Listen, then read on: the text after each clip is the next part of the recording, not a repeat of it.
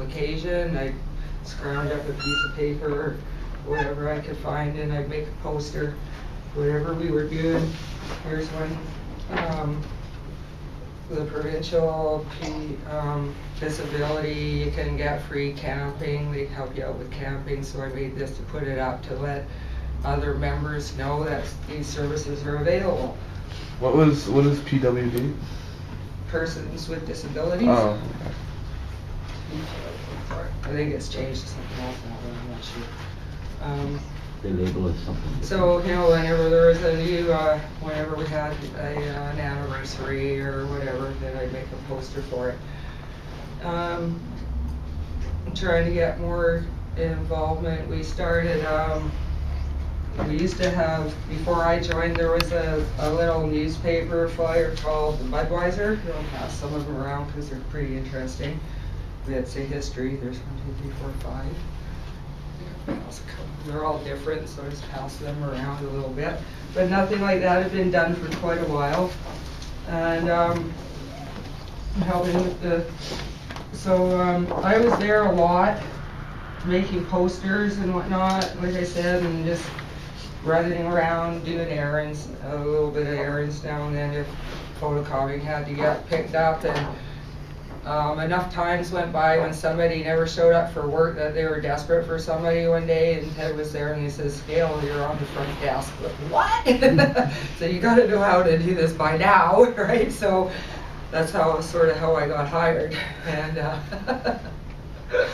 but then this sort of, I think I started working 2 half shifts a week, and soon I was up to 3 half shifts a week.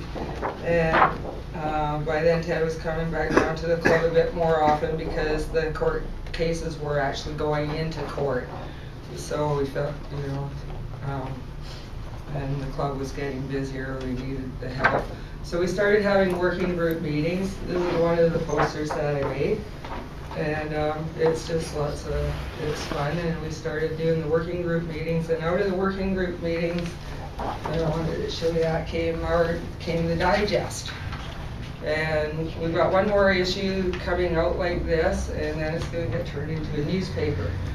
So I've watched the club evolve in numerous ways, and for me it's always been about educating my fellow members. The doctors, when I got diagnosed with hepatitis C, the doctors told me to go home and die. They gave me 5 years to live, and I think I've lost track now, but I think I've got 15 years up on what they gave me. So for me, it's always been really important, to learn about how to look after myself, because nobody was going to help me, I realized. So if anybody was going to do it, it was going to have to be me. And then I made sure that the other thing that I didn't like about knowledge was the way it wasn't shared a lot of times. Like, I know this, but it's way too complicated for you to learn. So I believe life should and is simple if we let it be. So I like to learn things that I could feel helping me, but they were easy for me to pass on and teach other people. I've got way more things in my life that I want to do than look after other people, but I really like to teach people how to look after themselves. Right? There's nothing more empowering than education, and the best education is how to look after yourself and, you know, be self-reliant. And don't get me wrong, doctors and hospitals are wonderful, but they should be there for what they were intended, and that's emergencies. You know, like if you're in a major accident, you need to be put back together or something like that. But as a general way of life, and you're out of it, day-to-day health, it's your responsibility.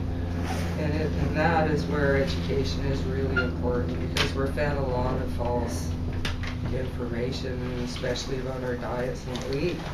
So that's my main role now at the club, is helping other people access information about their health and about the products that we make, which have expanded to about 28 alternative skin and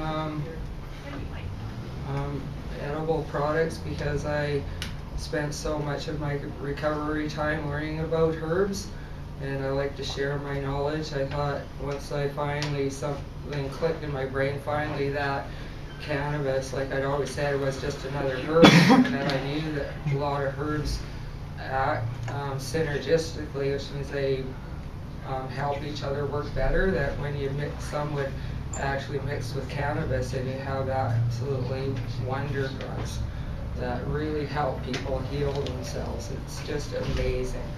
So just by being there and being myself and doing things, I've come from working 2.5 shifts a day to one of the first full-time employees that we had when we shifted over to full-time employees,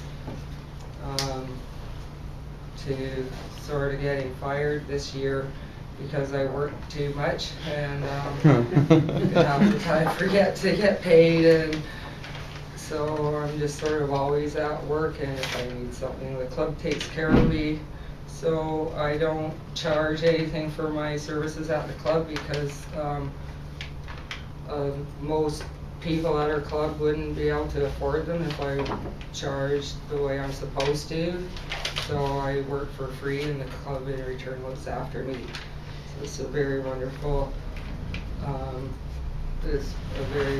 relationship, and it really shows to me what a part of society. It's its own little society, and it's a very intense support group. Like I said, one of the things that I've always wanted to do is put up a camera in the doorway, across from the doorway, when people come in, first come in. It's like they're all anxious, and then it's like, oh wow, I made it. And then I want to take another camera for when they're going back out and when they're all relaxed and happy and out of pain, and okay, now I'm ready to carry on with my day and deal with all the bullshit, because the differences in expressions of the faces would be really quite astounding, I'm sure. Just because, like I say, just watching people come through the door, the changes in their body language and expression is just amazing.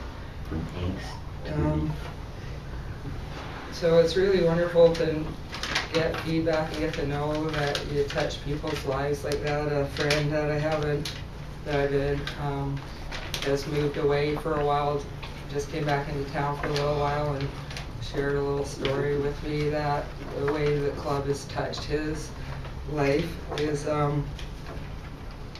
used to sit in the box and smoke with him quite a bit when he came in, as often as I could, and he came to me just a couple of days ago, and he said, Gail, you guys really made me start thinking. He said, if you could do so much for so many other people and like just keep going no matter what, with all your court cases and people, armed robberies have been, was out in the store when we had an armed robbery, and he says, if you guys can do that, it's about time I got off my sorry button and did something for myself. It's really cute.